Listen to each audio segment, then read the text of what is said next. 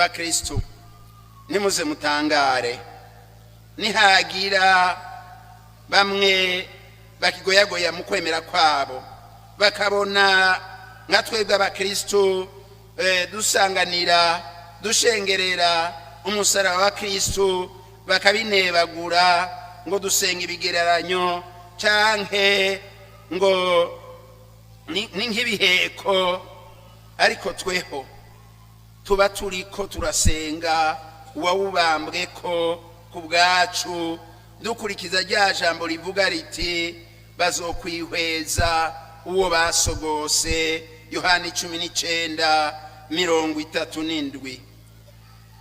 none Paulo mweranda nawe nyene ongera kagira ati benshi bigeza nk'abasi b'umusaraba wa Kristo amaherezo yabo n'ugutakara. Abafilipi 3:18-19. tweho rero umusaraba wa Yesu udufasha kwibuka, kuzirikana no gukenguruka urukundo ntangere Imana yadukunze mu kuduhebera umwana wayo w'ikinege, nuko kugira ngo dushobore kuronka ubuzima. Gutyo uwo musaraba ukatwungira ubumwe n'ijuru. Mu bisanzwe hajya muriko muraraba urya musaraba aho bahora bayishira kenshi canke kuri uwo munsi wa Gorogota, wo kuri Gorogota umusaraba ushinze kw'isi, ushinze mwibu kw'isi, niho ushinze. N'ahandi tuyishobora tuyishinga hirya no hino, mugabo ugaheza ukerekeza ijuru,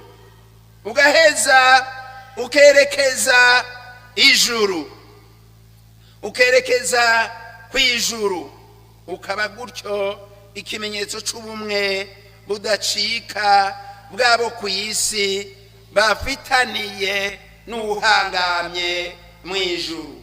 Ushinze mw'isi ukerekeza kw'ijuru, no kuvuga ko Yesu kuri uwo musaraba niwe aheza akatwungira ubumwe n'ab'ijuru, niwe aheza akatwungira ubumwe n'ab'ijuru, akatwungira ubumwe nawe na bwa butatu bweranda.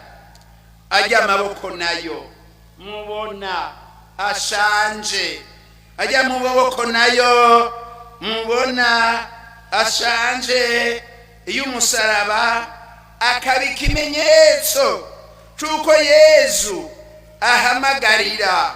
Ajya amaboko ashanje, Yesu ahamagarira abantu bose iyo baba bakagera babijya nino kumwegera, abahamagarira kumwegera. Ingo nyegera, nzobaha ubuzima kandi ubuzima bw'umwuzurira. Nyegera kandi yongera tungire ubumwe na Manase. Naha avuga ati nanje ninamara kumanikwa abantu bose nzobiyegereza. Yohana 12:32. Ajya amaboko rero Yesu aduhamagarira kumwegera.